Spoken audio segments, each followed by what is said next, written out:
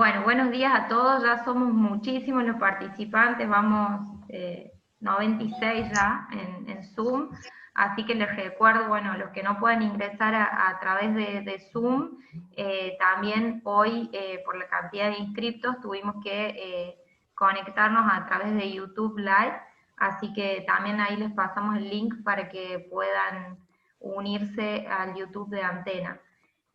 Buenos días a todos, hoy tenemos una charla súper importante porque abarca toda la población en general. Dentro de los inscriptos había muchos profesores también, aparte de profesionales de la salud, que eso está muy bueno. Toda la gente debería, digamos, no dejar de tener estas maniobras de reanimación en cuenta porque nos puede ser útil en algún momento a todos. Entonces agradecemos a los disertantes de hoy, al señor Carlos Montaldo, miembro de la Fundación Salva Corazones, que bueno, tuve la oportunidad de conocer en la Fiesta de la Cultura Nativa del año pasado y trabajar junto con él. Y bueno, el doctor Luis Cataldi, médico pediatra, que después nos va a dar RCP en pediátricos y en lactantes. Esta charla de hoy va a ser súper enriquecedora, por eso la pusimos como en un día extra a la jornada. Bueno, les agradezco la presencia a todos, como les decía antes, porque tenemos que tener en cuenta y darle importancia que con nuestras manos podemos salvar vidas. Así que bueno, vamos a arrancar con Carlos Montaldo. Cualquier pregunta que nos quieren hacer, después la vamos a leer, háganlas por el chat y las vamos a leer al finalizar la disertación. Así que bueno, Carlos, buenos días y muchas gracias. Buenos días, Eli, buenos días a todos. Gracias por la invitación. Cualquier pregunta que nos quieran hacer, no sé quién tiene un micrófono.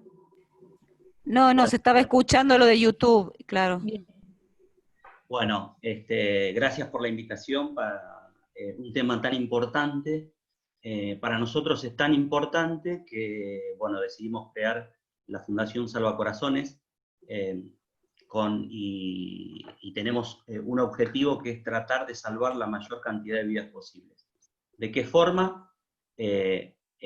Generando espacios cardioseguros, pero también entrenando a las comunidades en estas técnicas de RCP que son tan importantes que nos pueden ayudar no solamente en nuestro ámbito laboral, si trabajamos en el tema salud, sino también en la vida cotidiana, en el día a día, yendo y viniendo del trabajo, en nuestro entorno familiar, con nuestros amigos, nuestros vecinos.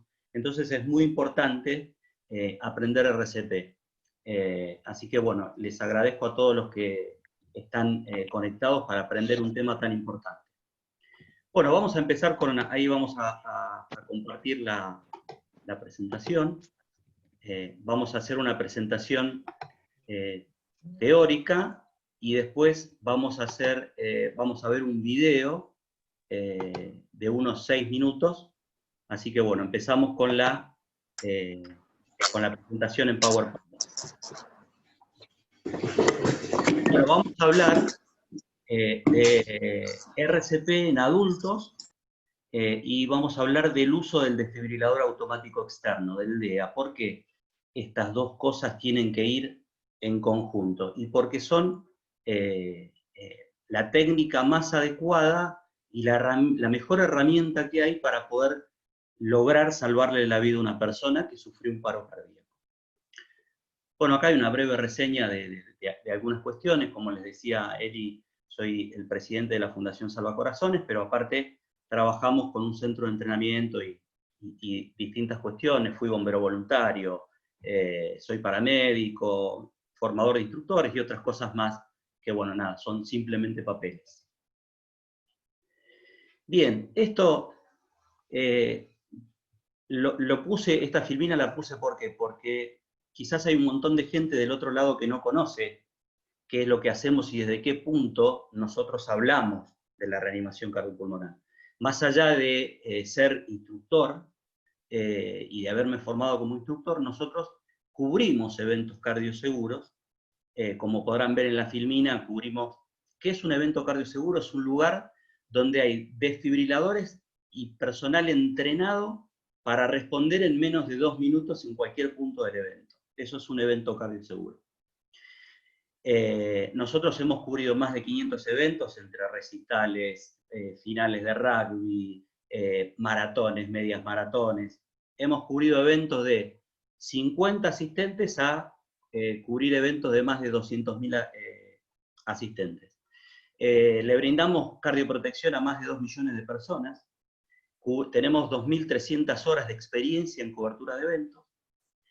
Atendimos a más de 10.000 personas, y lo más importante y más relevante es lo que figura abajo, que es que en todos estos 6 años que venimos haciendo cobertura de eventos, tuvimos 10 paros cardíacos, de los cuales pudimos revertir 9. ¿Por qué? ¿Porque somos los mejores del mundo? No, simplemente porque seguimos el protocolo que ustedes van a aprender ahora. Sabemos hacer RCP, sabemos utilizar los desfibriladores, los utilizamos en tiempo y forma, y eso favorece a que las personas se recuperen de una forma más rápida, que podamos revertir el paro cardíaco. Bien, esto es un poco más... Bueno, y acá viene una filmina, la primera, que es esta me la critican en todos lados. Dicen, ¿pero cómo? Vamos a aprender a salvar vidas y ya empezamos a hablar de muertos. ¿Por qué esta filmina que dice un rescatador muerto no puede salvar vidas? Porque tiene que ver con que nos tenemos que cuidar. Antes de asistir a una persona, nosotros nos tenemos que cuidar. ¿De qué forma? Tenemos que tener en cuenta algunas cuestiones que tienen que ver con el lugar donde yo voy a atender a una persona. Si una persona sufre un paro cardíaco en el medio de la Panamericana, de la autopista Panamericana, donde pasan millones y millones de autos, y yo me pongo a asistir a esa persona en el medio de la autopista, es muy probable que con esa voluntad que yo tengo de asistir a la persona, es que me muera en el intento, que un auto me atropelle. Entonces, ahora vamos a hablar 5 minutitos de seguridad. ¿Por qué es importante hablar de seguridad o de seguridad en la escena? Porque tenemos que tener en cuenta el entorno donde vamos a asistir a esa persona. ¿Por qué? Y porque si las condiciones no están dadas para que yo asista a esa persona en una forma segura, por ejemplo, si la persona queda electrocutada porque está trabajando con la electricidad, y yo tengo todo el conocimiento y toda la voluntad para ayudarlo, pero si yo no observo el lugar y no tengo en cuenta la seguridad del lugar, ¿qué va a pasar cuando lo toque? Voy a quedar electrocutado y me voy a convertir en una víctima más. Entonces, antes de asistir a una persona, lo que tengo que hacer es tener en cuenta la seguridad del lugar, la seguridad de ese entorno donde yo voy a trabajar. Un ejemplo que utilizamos mucho nosotros es si una persona va cruzando la senda peatonal de una avenida muy importante, donde pasan muchos autos, y la persona sufre un paro cardíaco en el medio de la calle, yo tengo 2 opciones para atender a esa persona. Corto el tránsito, que es lo que hace el común de la gente, cortar el tránsito, parar a los autos y ponerse a atender a la persona en ese lugar, con todo el riesgo que esto implica, porque nadie me garantiza a mí que por más que el tránsito esté cortado, ningún distraído me pueda atropellar. Entonces, en lugar de atender a esa persona en el medio de la calle, lo que puedo hacer, si estoy seguro que esa persona sufrió un paro cardíaco y que no la atropellaron, porque ahí no la podría tocar, pero si tengo datos o elementos que me indican que esta persona sufrió un paro cardíaco, la llevo a la vereda y me pongo a atender en la vereda a la persona todo el tiempo que sea necesario, sin ponerme en riesgo yo y sin poner en riesgo a la persona. Incluso cuando uno asiste en la calle, hay mucha gente que los curiosos, algunos paran a ayudar, otros a sacarse selfies con la persona que está tirada en el piso o con el rescatista que está atendiendo, porque hoy las redes sociales logran eso, ¿no? Que con tal de conseguir un like, a veces hay una persona que la están asistiendo y empiezan a filmar o a sacarse fotos. Entonces, pensar en nuestra seguridad también, de que el lugar sea seguro donde yo voy a atender a esa persona, es pensar en la víctima también para que no sea lesionada, más lesionada todavía, y en aquellos que van a parar para ayudarme o los curiosos del lugar. Esto es lo primero que tengo que tener en cuenta antes de acercarme a la persona. Y si yo noto que el lugar no es seguro para mí, que hay algo que pone en riesgo mi vida, que no puedo cortar el tránsito, que la persona quedó electrocutada y no puedo cortar la luz, que la persona está tirada en un lugar donde yo no puedo acceder muy fácilmente y si accedo ahí me puedo lastimar. Si yo noto algo de eso, lo único que voy a poder hacer y mi ayuda y la ayuda más efectiva va a ser agarrar el teléfono, llamar al número local de emergencias y decir que hay una persona en tal lado que está lesionada, dar los datos, ahora vamos a hablar de los datos que tengo que dar, pero simple y sencillamente ese va a ser mi primer auxilio, activar el sistema de emergencia, porque yo no tengo los elementos para poder asistir a esa persona. Hay un caso muy resonante, que es el caso de un chico que, Fernando, lo vieron, fue un chico que una patota, un grupo de inadaptados, lo lastimó y lo mató en la costa en el verano pasado. Bueno, este chico había recibido muchas lesiones óseas de importancia y resulta ser que le hicieron RCP a una persona que tenía contraindicado hacerle RCP. ¿Por qué? Porque el corazón de él estaba sano. El problema eran las lesiones que le habían provocado los animales estos cuando le pegaron. Entonces, a veces, si no estoy seguro de lo que voy a hacer, mi mejor primer auxilio es activar el sistema de emergencia. Si no estoy seguro y el lugar no es seguro para mí. Bien. El otro pilar fundamental que tiene que ver con la seguridad también es la bioseguridad. Yo antes de atender a una persona, me tengo que cuidar. ¿Por qué? Y porque me puedo contagiar de algo. Hoy más que nunca, ¿no? Con este tema de la pandemia. Pero en los botiquines de primeros auxilios que tenemos en el auto, que tiene que haber en una empresa, que tiene que haber en un local, que deberíamos tener todos un botiquín de primeros auxilios en nuestra casa para asistir a cualquier persona que lo necesite, no pueden faltar los guantes, la mascarilla, hoy más que nunca para no contagiarme hasta incluso de COVID, y protectores oculares. ¿Por qué? Porque es todo lo que me va a proteger para que yo no me contagie de nada. Cualquier persona que yo vaya a atender en la calle me puede contagiar de algo, no lo sé. Me tengo que cuidar como si así fuera. ¿Por qué? Porque mi vida como rescatista es una sola y sería una lástima que por querer asistir y ayudar a otra persona me contagie de algo que me pueda provocar una enfermedad de por vida o que me pueda matar y transformarme en una víctima. Hepatitis, HIV, hay un montón, tuberculosis, un montón de cosas, COVID, ahora agregamos el COVID, que nos podemos contagiar, entonces tenemos que cuidarnos como si esa persona tuviera algo. No importa si lo tiene o no lo tiene. Yo me cuido por las dudas. Es un trabajo preventivo. La emergencia, resolver una emergencia tiene cuestiones de prevención también, y esto sería prevenir consecuencias. Bien, entonces, nos queda claro que siempre la seguridad primero tiene que ser, nosotros decimos que los rescatistas somos muy egoístas. ¿Por qué? Porque pensamos primero, antes de asistir a una persona, en nuestra seguridad. Y después pensamos en la seguridad de la persona que está en el lugar y de todos aquellos que nos van a ayudar, como planteamos o como planteé hablando de la seguridad del lugar, ¿no? Bien, ahora vamos a hablar, antes de empezar a aprender la técnica, de los factores de riesgo, ¿no?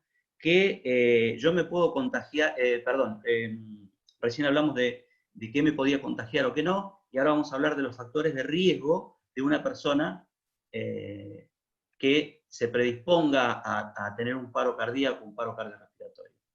se dividen en dos partes, los modificables y los no modificables. Los que se pueden modificar son el sedentarismo, como figura ahí, el tabaquismo, la obesidad, figura el estrés muy grande ahí abajo, y ahora les voy a explicar por qué. Y después tengo los otros que se llaman no modificables. ¿Por qué? Porque el sedentarismo yo puedo cambiar mi actitud, puedo dejar de fumar, puedo bajar de peso, pero la edad, por ejemplo, es algo que yo no puedo modificar. Hoy, en todo el mundo, persona, hombre mayor de 30 años, que tenga dolor de pecho, en el centro del pecho, que tenga un dolor que se irradia hacia el brazo izquierdo, o se irradia hacia la mandíbula, y tenga alguno de estos factores, que sea sedentario, obeso, que esté bajo estrés o que fume, es un infarto hasta que se demuestre lo contrario. Entonces, la edad no la puedo modificar. Después dice sexo. ¿Por qué? Porque el hombre triplica en riesgo de infarto a la mujer. El hombre triplica en riesgo de infarto a la mujer. Pero eso se modifica cuando la mujer llega a la edad de la menopausia. Porque cuando llega a la edad de la menopausia, la mujer pasa a triplicar al hombre en riesgo de infarto. Hasta ese momento, el nivel de testosterona que tiene el organismo le da una protección extra, digamos, lo decimos entre comillas, ¿no? Pero es lo que pasa. Y después dice las enfermedades preexistentes. Y acá algunos ponen estos factores, los de las enfermedades preexistentes, como modificables. Yo los coloco de este lado, ¿por qué? Porque en realidad yo no puedo modificar la condición de una persona que es diabética.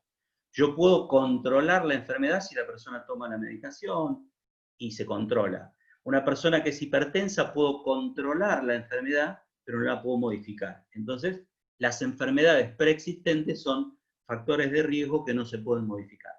Y el estrés, que figura en rojo y abajo ahí en el otro lado, es el factor principal hoy en el mundo, porque una persona, por más que sea, que entrene, que se cuide con las comidas, que no fume, que no tome bebidas alcohólicas, pero vive estresada esta persona, es como si tuviera todos estos factores en contra. El estrés tiene una particularidad, que es que logra transformar el colesterol bueno en colesterol malo. Ayuda a que la placa escleromatosa, que es la que tapa las arterias, se forme más rápido. Entonces, hay que reducir el estrés. ¿De qué forma? Y dependiendo de cada persona y de cada entorno, uno puede o no reducir el estrés, en mayor o en menor forma, ¿no?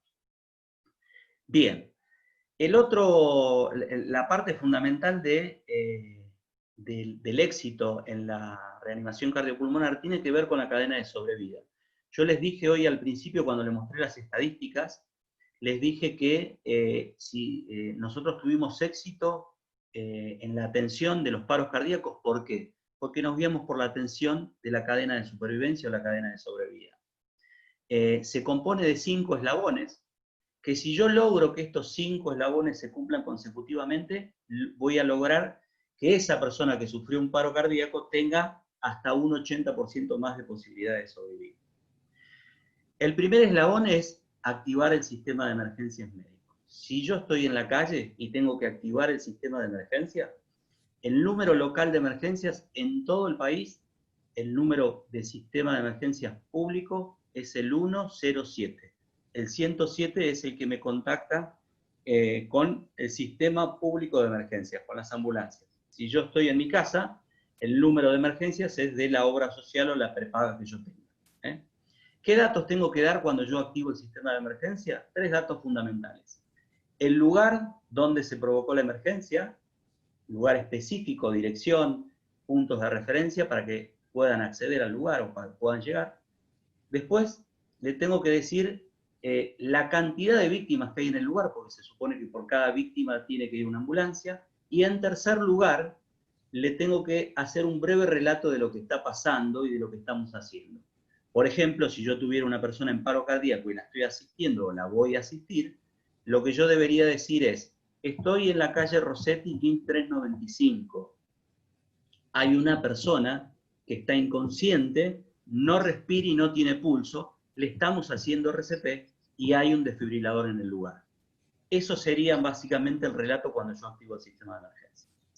El segundo paso, una vez que activé, que sé cómo activar el sistema de emergencia, es iniciar RCP. Cuando yo empiezo las técnicas de RCP, lo que yo logro es mantener oxigenado el cerebro y irrigándole sangre, y le llega sangre y oxígeno al cerebro para que esta persona pueda mantenerse hasta que llegue la ambulancia o hasta que tengamos un desfibrilador disponible. El tercer eslabón es lo que nosotros llamamos desfibrilación precoz, y es que la persona tiene que acceder a un desfibrilador automático o semiautomático, ya sea un desfibrilador de acceso público, que ahora vamos a ver qué es un poquito más adelante, o el que viene en la ambulancia, es eso que tiene paletas que nosotros vemos en las películas que le ponen en el pecho a la persona y salta. Bueno, eso es un desfibrilador, y es fundamental en el 80% de los paros cardíacos. En 8 de cada 10 paros cardíacos, si yo no tengo un desfibrilador, no lo puedo revertir. Por eso es fundamental. El cuarto eslabón es la ayuda avanzada. Es cuando llega el sistema de emergencia, porque yo puedo hacer RCP y usar un desfibrilador hasta que venga la ambulancia. Tiene que venir la ambulancia, por eso es importante que active el sistema de emergencia al principio, y se hace cargo de ese paciente. Y el último es lo que nosotros llamamos el tratamiento definitivo. Esta persona, activamos el sistema, empezamos a hacer RCP, tuvimos un desfibrilador, llegó la ambulancia, y si logramos revertirlo, esa persona se traslada a una unidad coronaria para poder atender la emergencia cardíaca que tiene esa persona. Porque nosotros logramos revertir el paro cardíaco, pero el tratamiento lo necesita recibir adentro de una unidad coronaria. Bien. Ahora vamos a ver algo que es muy importante. Dijimos al principio que pensábamos en nuestra seguridad, ¿no? Llegamos, hay una persona tirada en el piso, o en la calle, en la vereda, donde sea, hacemos la evaluación de la escena, y una vez que está el lugar seguro para nosotros, ahí agarramos y necesitamos hacer una evaluación inicial. ¿Por qué? Porque no es lo mismo que una persona esté inconsciente y respire y tenga pulso, a que esté inconsciente, no respire y tiene pulso. Ahora vamos a ver por qué. Bien, ¿por qué no es lo mismo? Porque una persona que está inconsciente, pero respira y tiene pulso, eso es una urgencia, porque no está en riesgo de vida en forma inmediata la persona, tiene un determinado tiempo hasta que la asistan, entonces eso es una urgencia. Y en cambio, si la persona está inconsciente, no respira y no tiene pulso, ahí sí, esto es una emergencia porque está en riesgo su vida, y si yo no intervengo y no hago algo, la persona no va a poder sobrevivir. Bien, ¿qué pasa si yo me acerco a esa persona y voy observando a medida que me voy acercando a esa persona y observo a ver si el pecho se mueve? Eso me indica, si veo que el pecho se mueve, que la persona está respirando. O la tomo por los hombros, como vamos a ver ahora después en el video, y le hago una respuesta al estímulo doloroso. Le presiono las clavículas para buscar alguna respuesta al estímulo doloroso, o veo que hace algún movimiento. Como que la persona, cuando yo le hablo y le pregunto si le pasa algo, si necesita ayuda, tiende a abrir los ojos pero no me puede responder. Eso es una persona que está inconsciente pero respira y tiene pulso. ¿Y qué tengo que hacer antes de activar el sistema de emergencia? La tengo que poner en lo que nosotros llamamos posición lateral de seguridad, que es lo que se ve en las figuras. ¿Por qué es importante poner a la persona antes de activar el sistema de emergencia en esta posición? Porque cuando la persona queda inconsciente boca arriba, todos los músculos se relajan, la lengua es un músculo, se posa sobre la vía aérea y la persona no puede respirar, porque está inconsciente a pesar de que respira y tiene pulso. Entonces, poniéndola en posición del lateral de seguridad, yo logro que la cabeza quede apoyada sobre el brazo, como se ve en la imagen, la cabeza queda a 45 grados hacia el piso, la lengua se va hacia adelante y la persona puede respirar por sí sola. Incluso si la persona vomita, el vómito sale de costado y no se ahoga con el vómito. ¿Cómo se realiza esta técnica? Ahora les voy a mostrar cómo sería la técnica, para que les quede claro. Llevo un brazo hacia arriba, el otro lo pongo a la altura del pecho, flexiono la rodilla contraria donde estoy ubicado, la tomo del hombro y de la cadera y la giro hacia mi lado. Y después acomodo la cabeza para que quede apoyada sobre el brazo y quede a 45 grados. Una técnica muy simple, muy sencilla, que en una persona que está inconsciente, pero respira y tiene pulso, le salva la vida. Bien, y una vez que la puse en posición lateral de seguridad, lo que voy a hacer es activar el sistema de emergencia como dijimos anteriormente. Llamo a la ambulancia, le digo que tengo una persona que está inconsciente, pero respira y tiene pulso y que la puse en posición lateral de seguridad. Bien, ahora, ¿qué pasa si esa persona, cuando yo me acerco, veo que no respira, veo que el pecho y el estómago no se mueven, no me responde cuando le hablo y cuando le quiero provocar un estímulo doloroso, presionándole los hombros o la clavícula, no me responde? Tengo que empezar a comprimir el pecho de esa persona, porque si no lo hago, esa persona no tiene chances de sobrevivir. ¿Qué voy a hacer? Voy a activar el sistema de emergencia y le voy a decir que hay una persona que está inconsciente, no respira y no tiene pulso, dónde estoy, y que le estamos haciendo RCP. Voy a descubrir el torso de esa persona, tengo que hacer RCP con el torso descubierto, voy a trazar una línea imaginaria como se ve ahí entre medio de las tetillas, voy a extender las manos, como se ve una sobre la otra, con los brazos bien extendidos, y voy a apoyar el talón de la mano en el centro del pecho, y voy a empezar a comprimir rápido y profundo. Esta imagen que figura acá, la primera, es la técnica incorrecta. Esto es como no debemos hacer RCP. ¿Por qué? Porque, como se ve en la imagen, las rodillas están separadas del cuerpo de la persona y la columna está en palanca trabajando. Entonces, si yo le hago RCP a una persona, les digo que si le hacen RCP a una persona en la calle van a estar por encima de los 20 minutos trabajando, ese es el promedio de hacer RCP. 20 minutos haciendo RCP en esa posición, después el rescatista necesita Oxa B12 inyectable porque no se va a poder mover. Entonces, la técnica tiene que ser correcta. ¿Cuál es la técnica correcta para hacer RCP? Es esta. Me tengo que poner al costado de la persona, una rodilla por encima del hombro, la otra por debajo del hombro. Fíjense cómo está el dibujo. La persona lo más cerca, con las rodillas lo más cerca del cuerpo posible, para que quede recta la columna y así como la cola tirada hacia atrás. Se ve que ahí en el punto 2 la persona tiene como eso logra que yo pueda no hacer fuerza, sino dejar caer el peso sobre mí. Bueno, no sé. Y después acá se ve cómo coloca las manos y el punto de compresión que es en el centro del pecho. Línea media intermamilar, en el centro del pecho apoyo el talón de la mano. ¿Qué voy a hacer ahí? Voy a empezar a comprimir, voy a hacer 30 compresiones, voy a comprimir 30 veces el pecho a un ritmo de 100 a 120 compresiones por minuto.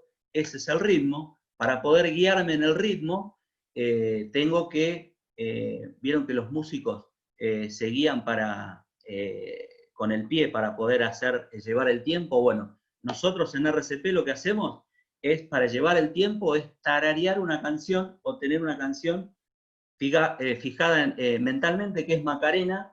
Dale a tu cuerpo alegría, Macarena. Ese es el ritmo con el cual yo voy a comprimir y voy a llevar una compresión de 100 a 120 compresiones por minuto.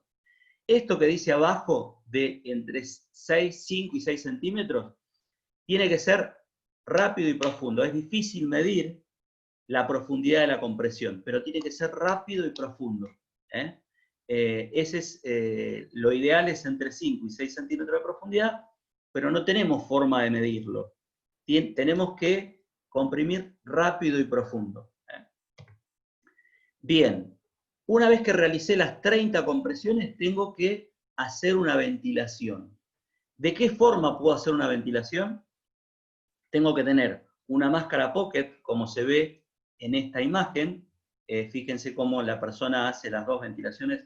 Esa máscara tiene un piquito que la persona puede soplar por ahí, con la vía aérea extendida hacia atrás, como se ve en la imagen, para que pueda pasar el aire. O, si es personal de la salud, puede tener el ambú lo que nosotros llamamos el ambú, y con esta técnica van a ventilar a la persona. Esto sería la técnica correcta: compresiones en el centro del pecho, a un ritmo de 30 compresiones, de 100 a 120 compresiones por minuto. Voy a hacer 30 compresiones, voy a parar de hacer las compresiones y voy a hacer 2 ventilaciones, soplando como si fuera a inflar un globo. Tengo que tomar aire y soplar como si fuera a inflar un globo. Bien, ¿hasta cuándo? ¿Hasta cuándo continúo haciendo RCP? Voy a continuar hasta que la persona reaccione. Si yo veo que la persona se empieza a quejar del dolor, empieza a mover las manos, veo que la persona reacciona, hasta voy a dejar de hacer RCP. Cuando alguien venga a relevarme, si hace mucho tiempo que estoy haciendo RCP y me releven, hasta que me agote. Si yo me agoto y estoy solo y no puedo comprimir como realmente tengo que comprimir, puedo parar de comprimir un minuto para poder descansar y volver a retomar, o hasta que llegue el sistema de emergencias médico y se haga cargo de la persona que está sufriendo un paro cardíaco. Bien, hay un término que utilizamos y que se utiliza mucho, que es la RCP de calidad. ¿Y qué quiere decir la RCP de calidad? Es que yo tengo que comprimir a un ritmo de 100 a 120 compresiones por minuto. Tengo que, cuando comprimo entre compresión y compresión, como se ve en la imagen acá, dejar que el torso vuelva a llenar, se vuelva a expandir. ¿Por qué es importante esto? Porque entre compresión y compresión, cuando yo dejo expandir el torso, que vuelva a tomar su forma, el corazón se vuelve a llenar de sangre. Entonces cada vez que yo comprimo, la sangre sale efectivamente del corazón. El tercer paso es poder ventilar a la persona, darle ventilaciones, esto de hacerle que ingrese aire por la boca, o mantener la vía aérea abierta mientras otra persona le hace RCP. Ahora vamos a ver, después en el video va a quedar todo bien graficado.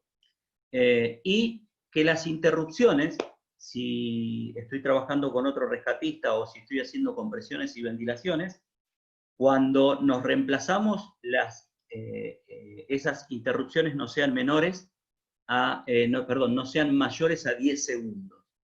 ¿Por qué es importante que logremos y respetemos estas cuestiones que figuran acá como RCP de calidad?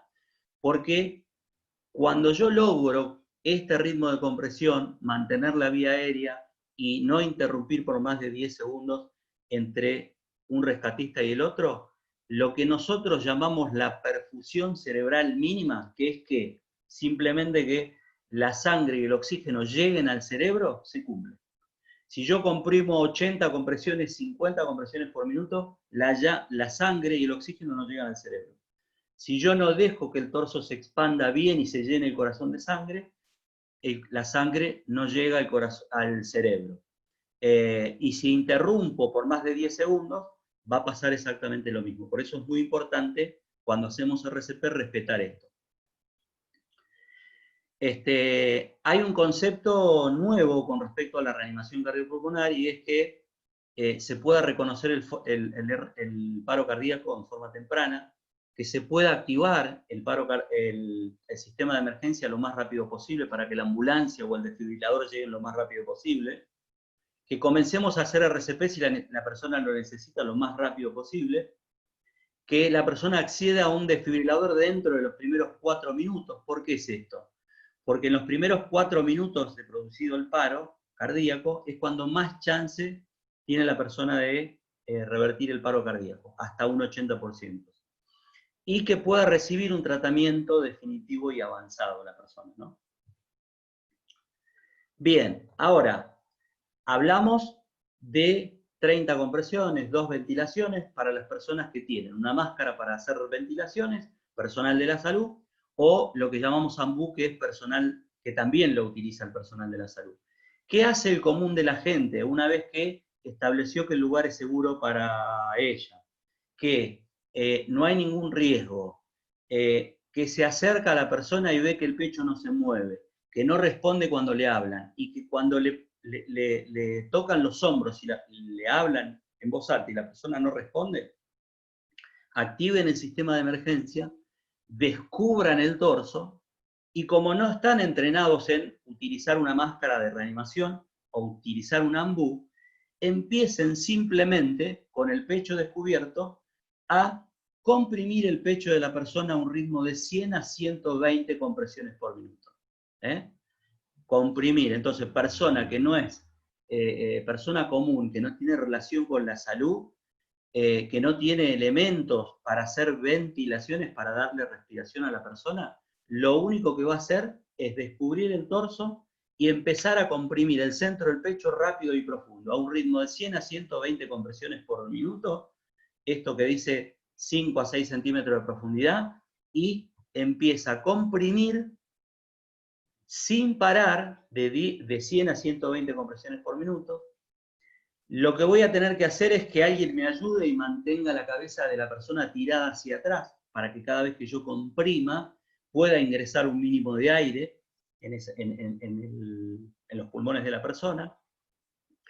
Y si estoy con otra persona, nos reemplazamos cada 2 minutos cada rescatista, comprimiendo sin parar el pecho de la persona.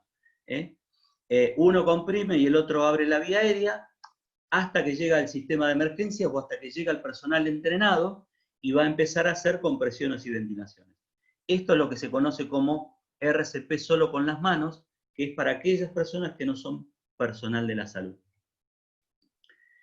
Siempre mantengo la vía aérea abierta, como figura acá. Mientras uno comprime, el otro va a mantener la cabeza tirada todo hacia atrás para que el aire, mientras comprimimos, pueda ingresar y salir por la boca cuando tiene la persona la vía aérea abierta. Bien, ahora vamos a ver todo lo que yo hablé recién, se ve en el video, en un video que dura 6 minutos, y la utilización del desfibrilador. Todo esto que yo estoy explicando lo vamos a ver en el video. Bien, el desfibrilador. ¿Por qué es importante la utilización del desfibrilador automático externo?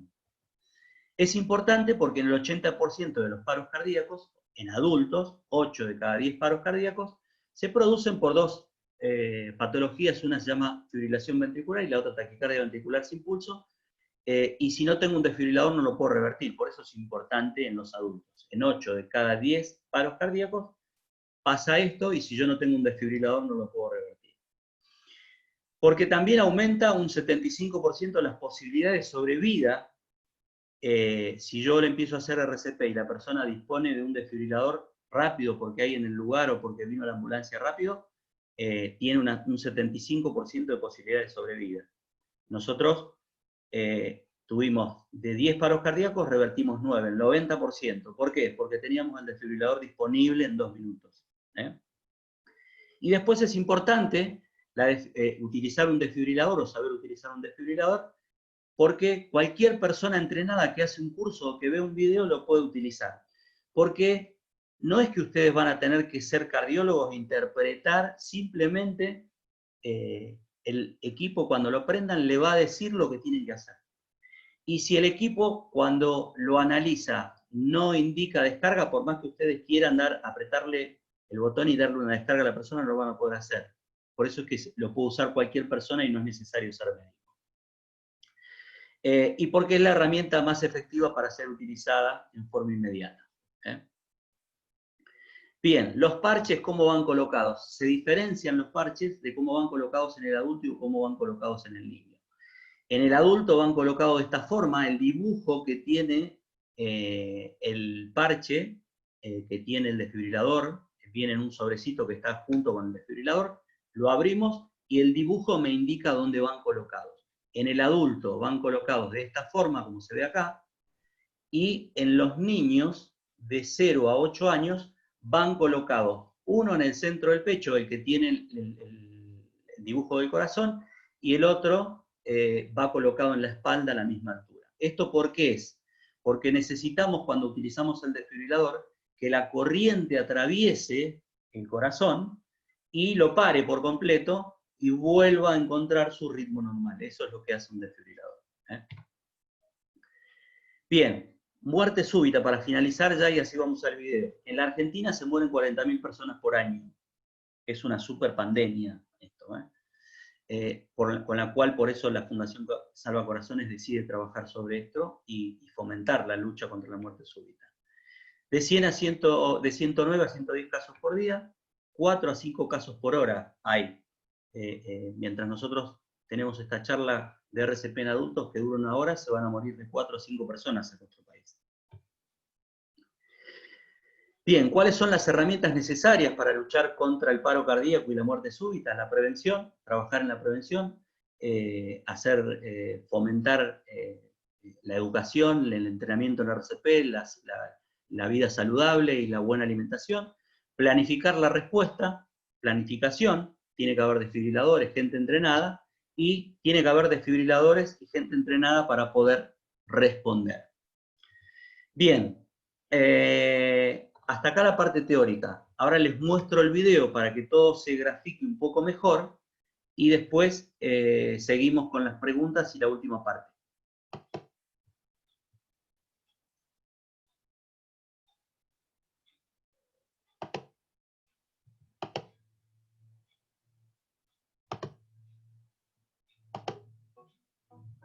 Bueno, vamos a aprender el RCP, reanimación cardiopulmonar básica. Antes de tocar a la persona y de acercarnos a ese lugar donde la persona necesita asistencia, tenemos que ver que el lugar sea seguro para mí, que no haya nada peligroso. El lugar tiene que ser seguro para nosotros. Una vez que estamos seguros que el lugar es seguro para nosotros, lo que vamos a hacer es acercarnos y tenemos que establecer el estado de inconsciencia de la persona. ¿Qué es lo que va a hacer el común de la gente? Va a mirar a ver si el pecho se mueve. ¿Qué es eso? Buscar respuesta mecánica a la respiración. Voy a ver si el pecho se mueve. A su vez, me voy a arrodillar con una rodilla por encima y la otra por debajo del hombro. Voy a tomar a la persona por los hombros y con mis pulgares voy a provocar dolor en la clavícula para buscar respuesta al estímulo doloroso. Y a su vez voy a hablar y le voy a preguntar para ver si me escucha. Flaco, ¿me escuchás? Hola, ¿me escuchás? Si algo de esto está presente, si la persona respira, hay respuesta al dolor, o cuando le hablo quiere abrir los ojos, quiere decir que es una persona que está inconsciente pero respira y tiene pulso. La voy a poner de costado, como cuando dormimos de costado, que nosotros llamamos posición lateral de seguridad, la pongo de costado para que pueda seguir respirando y si vomita, el vómito se vaya de costado y no se lo trague. Y activo el sistema de emergencias. Voy a llamar a la ambulancia, al número local de emergencias, es el 107 en todo el país, el sistema público de emergencias. Cuando el pecho no se mueve, no hay respuesta al estímulo doloroso ni tampoco al estímulo verbal. Esa es una persona que está inconsciente, no respira y no tiene pulso. Le tengo que empezar a hacer RCP lo más rápido posible. Voy a descubrir el pecho de la persona, voy a trazar una línea imaginaria entre las tetillas, voy a extender mis brazos, entrelazando los dedos y tirando la mano hacia atrás, apoyo el talón de la mano en el centro del pecho y tengo que empezar a comprimir rápido y profundo. El protocolo dice que tengo que comprimir de 100 a 120 compresiones por minuto y unos 5 o 6 centímetros de profundidad. 1, 2, 3, 4, 5. Y voy a seguir comprimiendo rápido y profundo hasta que llegue la ambulancia, hasta que la persona reaccione, hasta que alguien me reemplace. Si tenemos otro rescatista que nos ayuda, lo ideal es que trabajemos 2 minutos cada uno para no cansarnos. Mientras uno comprime, el otro lo que va a hacer es mantener la vía aérea abierta. ¿Para qué sirve mantener la vía aérea abierta de la persona? Mientras hago RCP.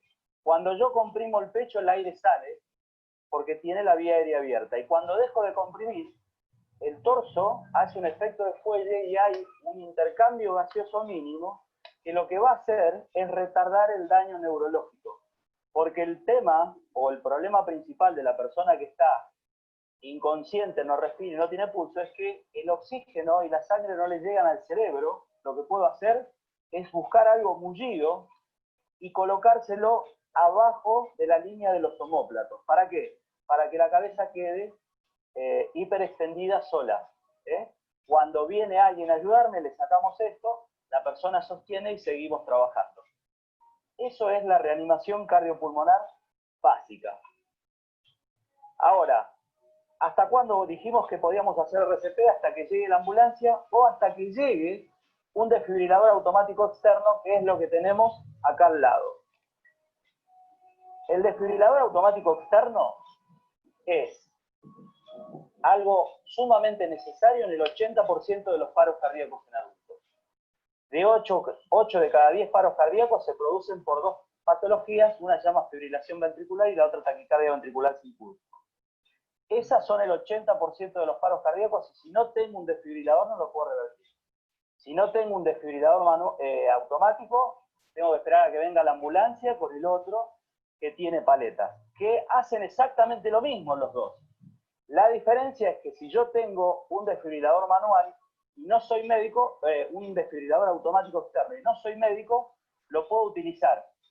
Pero si tengo uno de paletas y no soy médico, no lo puedo utilizar. Entonces, esa es la importancia de que haya desfibriladores en lugares públicos de concurrencia masiva. Los desfibriladores tienen dos botones, uno para prender y otro que solamente si el equipo reconoce que hay alguna patología para descargar, me va a habilitar la descarga y me va a hablar diciendo que lo presione. Si no, no lo voy a presionar y la descarga nunca va a salir. Es 100% seguro. Y tiene los parches que van colocados como me indica el dibujo. El dibujo me indica cómo van colocados. Una vez que coloqué los parches, voy a prender el equipo y me va a empezar a hablar el equipo. Ahí lo está analizando y me dice que no toque al paciente. Si alguien lo tocara, me va a decir que no lo toque. Ahí empieza a tirar el botón rojo y le voy a dar una descarga.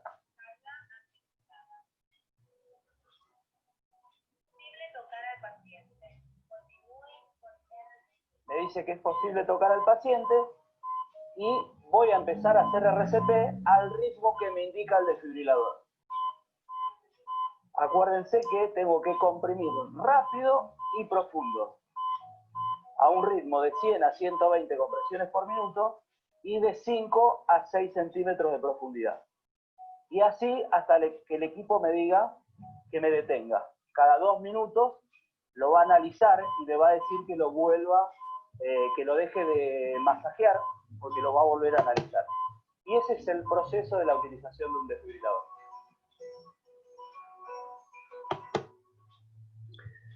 Bueno, a ver, vimos el video, ahora vemos la parte de la presentación que faltaba, así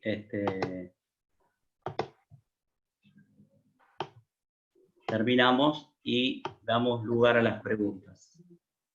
A ver, habíamos quedado... Muerte súbita. Es que se configuró esto, pero no sé qué me llama. No se escucha muy bien. Bien, ahora vamos a tomarnos unos minutitos para las preguntas más importantes. Mi parte terminó en la disertación.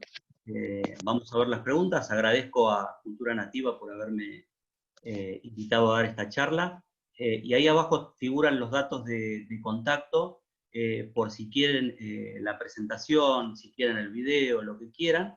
Les digo, escríbanos, me escriben, ahí tienen el WhatsApp o por mail, y le pasamos la presentación o el material que necesiten o lo que quede por fuera de las preguntas. Muchísimas gracias, Carlos. Excelente disertación, súper claro. Yo te voy a leer algunas de las preguntas. Bueno. Gabriela Vargas preguntaba, bueno, cómo se usaba el desfibrilador, que creo que ahora ya le quedó claro, porque esto fue antes de que pasara, que dijera cómo se usara, y si es necesario tener uno en casa cuando hay personas de riesgo. A ver, bueno, el tema de cómo se utiliza el desfibrilador, ahí lo vimos. Igual cualquier cosa que me mande un mensaje y yo le mando un video completo de la utilización del desfibrilador. Y está, a ver, el desfibrilador en otras partes del mundo, la gente lo tiene en la casa. de hecho, les voy a mostrar. Este es el mío. Acá en mi casa hay uno.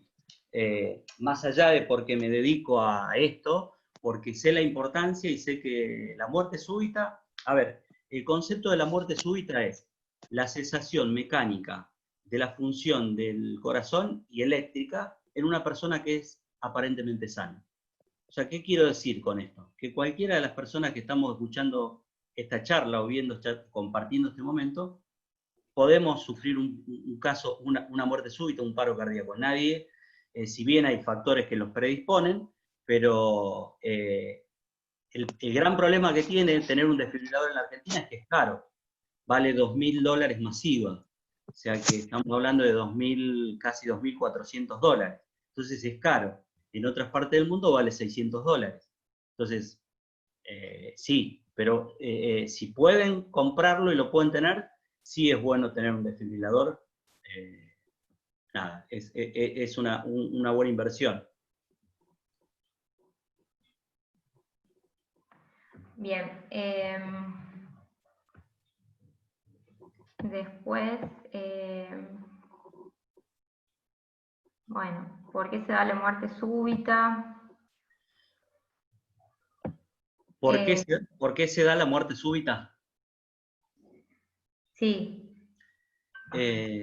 Básicamente, a ver, como les decía recién, el concepto de la muerte súbita, ¿no? Es esto que explicaba recién. Después, bueno, nada, hay factores de riesgo, personas que son de riesgo. Nosotros en las carreras, por ejemplo, en las maratones, medias maratones, la gente está entrenada, son deportistas de élite.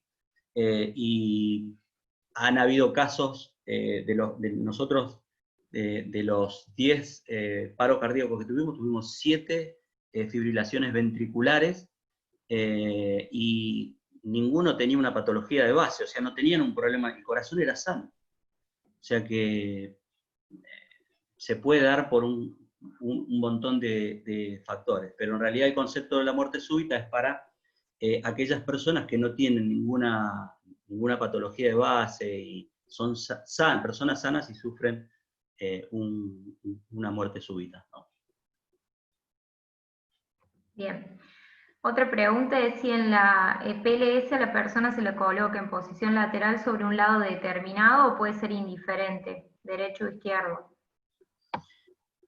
No, es indiferente el tema de la posición lateral de seguridad, va a tener que ver con el espacio que yo tenga, porque, o de qué lado haya, por ejemplo, si la persona está tirada en la calle contra el cordón, por más que yo diga que es preferible ponerla sobre el lado izquierdo, pero bueno, es para donde tenga lugar la persona que vaya a asistir. Bien. Si tengo un desfibrilador, ¿debo empezar primero con los masajes y después usarlo? Una muy buena pregunta, esa es una muy buena pregunta. Hay 3 formas de utilizar el desfibrilador. Si la persona sufre un paro cardíaco, ¿no? Vamos a suponer que es en un shopping, vamos a poner, es en un shopping, vio lo que consumió la mujer en la tarjeta de crédito cuando salió del local de Ricky Sarkany y se infartó. Bueno, estamos adentro del shopping. ¿Qué va a pasar ahí? Si yo tengo el desfibrilador disponible, que está colgado, el gabinete ahí lo veo, activo el sistema de emergencia, agarro el desfibrilador, descubro el pecho de la persona, coloco los parches, prendo el equipo y empiezo a seguir las indicaciones del equipo. Eso se llama paro presenciado. El paro presenciado con un DEA disponible. Ese es el caso que tenga el desfibrilador ahí y yo haya presenciado el paro. La opción número 2 es que la persona entre en paro cardíaco, yo empiece a hacer RCP y sé que hay un desfibrilador en el lugar, mando a alguien a que lo vaya a buscar, me mantengo haciendo RCP, cuando llega el desfibrilador, sacamos los parches, y cuando están los parches listos para pegar, se pegan los parches, se deja de hacer RCP, se prende el equipo y se empieza a utilizar el equipo. Esa es la opción 2. Y la opción 3 es cuando la persona entró en paro cardíaco. me piden a mí que lo vaya a buscar, voy a buscar el desfibrilador, porque yo soy el que lo voy a buscar, aunque me avisaron que en un tal lugar hay una persona que llevo el desfibrilador, y llego, y desde que la persona entró en paro cardíaco, nadie hizo nada, nadie sabía hacer RCP o nadie se animó a hacer RCP. En ese caso lo que voy a hacer es empezar a hacer RCP, descubrir el pecho de la persona, hacer 2 minutos de RCP y después colocarle los parches y prender el equipo. ¿Por qué se hace esto en una persona cuando llegamos con el desfibrilador y nadie hizo RCP? Porque yo logro con esto, con estos 2 minutos previos que le hago antes de prender el equipo, oxigeno el miocardio y le doy más chance de que cuando le dé la primera descarga salga. Bien. Karina pregunta cómo hacemos que el lugar sea seguro con una persona electrocutada. Bien, otra muy buena pregunta. Por ejemplo, esto se diferencia, va a depender de dónde estoy. ¿Por qué? Porque una cosa es que yo esté en mi casa y que el electricista vino a trabajar y estaba trabajando y quedó electrocutado, y yo sé, antes de atender a la persona, cómo cortar la energía, porque ese es el factor importante. Antes de atender a la persona, tengo que cortar la energía. Si estoy en mi casa, voy a ir, porque sé dónde está la térmica, voy a cortar la luz y ahí voy a atender a la persona. El problema viene cuando estoy en un lugar que yo no conozco, o cuando estoy, por ejemplo, no sé, en una fábrica, que no es fácil cortar la energía, o, por ejemplo, en el caso de acá en Buenos Aires, en Capital Federal, en el subte. Se cae una persona a las vías, queda tocando las 2 vías, haciendo masa, y queda electrocutada. Yo no puedo cortar ahí la luz. Entonces, el protocolo en ese caso lo que indica es que hay que separar a la persona de la corriente. Pero si tengo los elementos, ¿de qué forma separo una persona de la corriente? Con algo de goma o con algo de madera. Separar a la mano de esa persona del cable que lo está electrocutando. A veces es sencillo poder hacerlo, a veces no, pero tengo que lograr separar a la persona de la corriente si yo no sé dónde está la térmica para cortarla. Bien. Mirta pregunta si hay recomendaciones para el mantenimiento del desfibrilador. Bien, el desfibrilador automático viene programado ya de fábrica, mayormente todos los fabricantes, ya todos vienen programados para hacer autotesteos. Se hacen autotesteos los equipos una vez al mes. El equipo, yo voy a escuchar que se prende, hace un autoanálisis, dependiendo la marca, puede ser que empiece a hacer una chicharra, un ruido, y eso me está obligando a ir al equipo, me está titilando la luz de encendido, lo prendo y hace el autoanálisis el equipo. Otros no te avisan nada, pero eso es el autoanálisis, digamos, interno del equipo. Después lo que tengo que tener en cuenta es que los parches se vencen, van de los 2, dependiendo también la marca, de 2 a 5 años, depende qué marca sea, tengo que ver la fecha de vencimiento. Se pueden utilizar entre 6 meses hasta 1 año de haberse vencido todavía, porque el problema es que se vence el pegamento, no es que no sirve más el equipo, el parche, se vence el pegamento. Hasta pasados 6 meses o 1 año todavía se puede utilizar el parche. Y después lo que hay que tener en cuenta es el tema de la batería. Mayormente todos los equipos, cuando se le está agotando la batería, me avisan por medio de un sonido, una chicharra, y que titila la parte de que me indica la batería baja. Bien. Después hay hay 2 preguntas acerca de la diferencia entre un ACV y un paro cardíaco. Bien, a ver, la diferencia entre un ACV y un paro cardíaco. El paro cardíaco es porque está afectado el corazón. La persona sufrió un paro cardíaco porque tiene una patología, alguna de las que vimos, taquicardia ventricular, se le tapó una arteria, algo pasó. Eso es por el paro cardíaco, que afecta al corazón. Ahora, en el accidente cerebrovascular, que es el ACV, que está afectado es el cerebro, que puede haber pasado dos cosas. Puede ser hemorrágico, cuando es hemorrágico es porque se rompió una venita que irriga sangre, y eso produce, digamos, la invasión de la sangre dentro de la cavidad cerebral, o cuando se tapa alguna venita que lleva sangre y oxígeno del corazón, y lo que produce que, digamos, el cerebro empieza a funcionar mal, y entre mayor tiempo pasa, mayor daño hay. O sea que el ACV daña al cerebro, y el paro cardíaco daña, es un problema en el corazón de la persona. Bien. Mateo pregunta si se recomienda hacer respiración boca a boca o se descarta por la pandemia. Bien, el tema de la respiración boca a boca es un tema muy importante. Ya hace 5 años, más de 5 años, que las certificadoras de reanimación cardiopulmonar a nivel mundial, la ILCOR, American Heart Association, la Asociación Americana del Corazón y las distintas asociaciones, recomiendan no hacer respiración boca a boca si no conozco a la persona. Si es un familiar que yo estoy convencido de que no tiene ninguna enfermedad y lo conozco y sé que no tiene ninguna enfermedad, puedo hacer la respiración boca a boca. Ahora, si yo no conozco a la persona, no le hago ventilación boca a boca porque me puedo contagiar por medio de la saliva por un montón de cosas que hablamos al principio.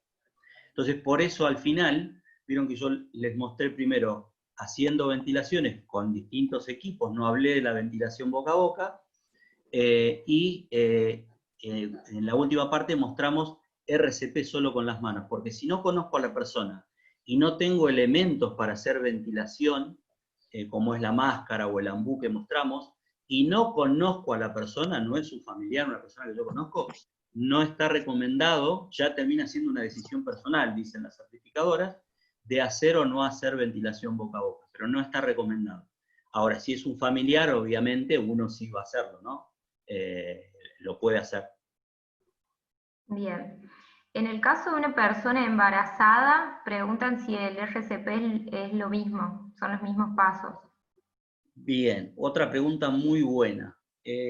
Con el tema de las embarazadas hay que tener en cuenta algo, que si el embarazo es muy avanzado, tengo que colocarle algo en el costado izquierdo para que quede levemente inclinada hacia el otro lado. ¿Por qué? Porque si el bebé es muy grande y la mujer embarazada está en paro cardíaco, el bebé va a presionar la vena cava y eso va a impedir, aparte de todo del problema que tuvo, que la irrigación sanguínea. En una embarazada que está inconsciente hay que ponerla levemente inclinada hacia el costado izquierdo, para que el bebé se ponga de costado y no oprima la vena cava. Después, la técnica de compresión es exactamente la misma, centro del pecho, lo mismo, y si tengo el desfibrilador, también está recomendado utilizarlo en las mujeres embarazadas.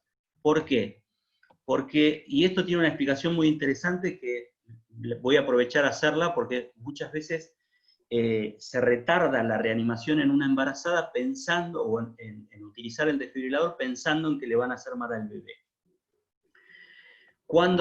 Vieron que cuando una persona está por sufrir un paro cardíaco o se está por desmayar y demás, la persona se pone pálida. Al ponerse pálida la persona que se está por descompensar, que está sufriendo un paro cardíaco, eso es algo que llamamos nosotros mecanismo compensatorio del organismo que, como ve que esa persona está por entrar en shock, que está por descompensarse, prioriza, manda una orden, el sistema nervioso central, y prioriza enviar la sangre al cerebro, corazón, riñón y pulmones, ¿no? Prioriza, o sea, la mujer embarazada antes de sufrir el paro cardíaco, ya su organismo priorizó enviar sangre al cerebro, corazón, riñón y pulmones. ¿Qué pasó con la placenta? Cuando empezaron a funcionar los mecanismos compensatorios, ¿esto qué quiere decir? Que cuando la mujer embarazada entra en paro cardíaco, el bebé ya está en paro cardíaco hace 5 minutos aproximadamente. Entonces, haciendo una buena reanimación a la madre, hacemos una buena reanimación al bebé también, al lactante, al feto que tiene dentro de esa mujer. Bien.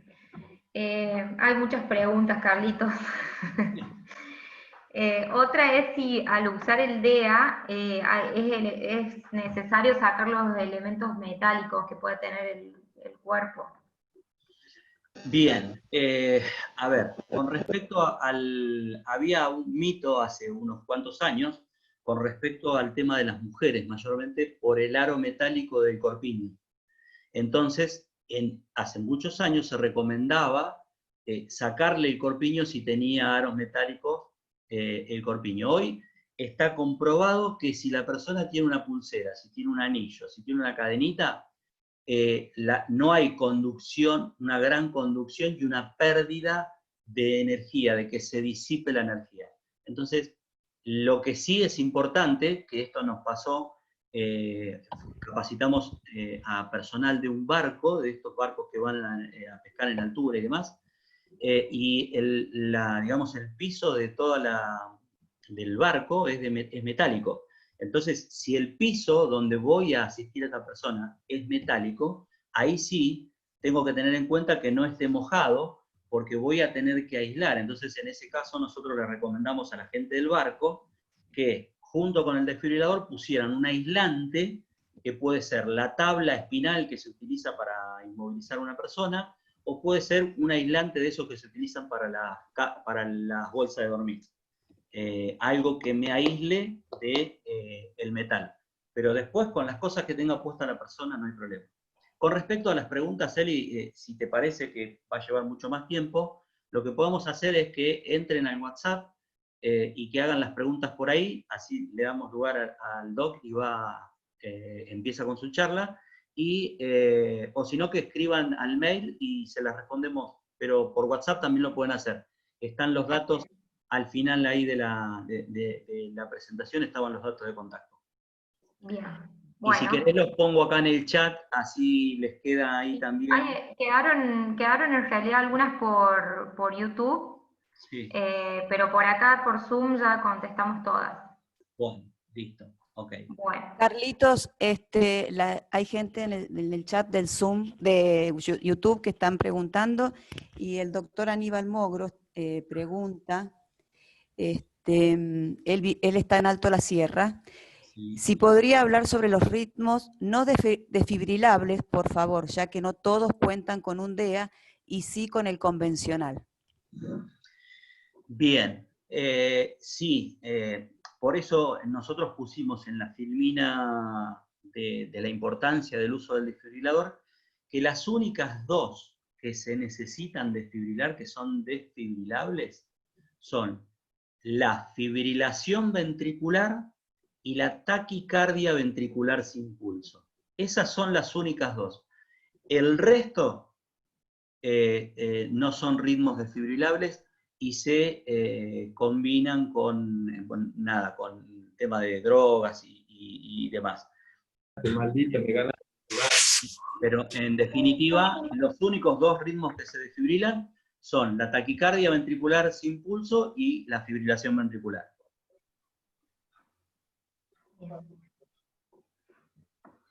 ¿Algo más que quieras leer, Nilda? Después pregunta Fernanda Herrera, ¿cómo sé exactamente, que esto yo creo que está un poco respondido, que es un paro cardíaco y no otro motivo por el que se descompensa una persona? Y varios preguntan lo mismo. Claro, es que en definitiva yo no lo voy a saber, o sea, lo que yo voy a identificar es que la persona está en paro cardíaco. ¿Por qué puede haber sido? Y porque a la persona, no sé, se le tapó una arteria o porque hizo un accidente cerebrovascular, porque la persona es diabética y está descompensada.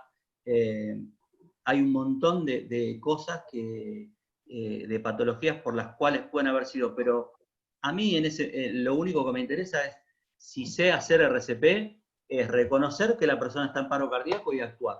Eso es lo que necesitamos de la gente, que reconozca el paro cardíaco lo más rápido posible y que actúe lo más rápido posible, haciendo RCP. Si tienen un desfibrilador disponible y usan el desfibrilador, y el desfibrilador le dice que no está indicada la descarga, pero que sigan haciendo RCP, van a hacer RCP constantemente, y el equipo todo el tiempo le va a decir que la descarga no está indicada. Carlos, si te parece, pasa tus datos de nuevo por el chat, Ahí los porque paso. ahí están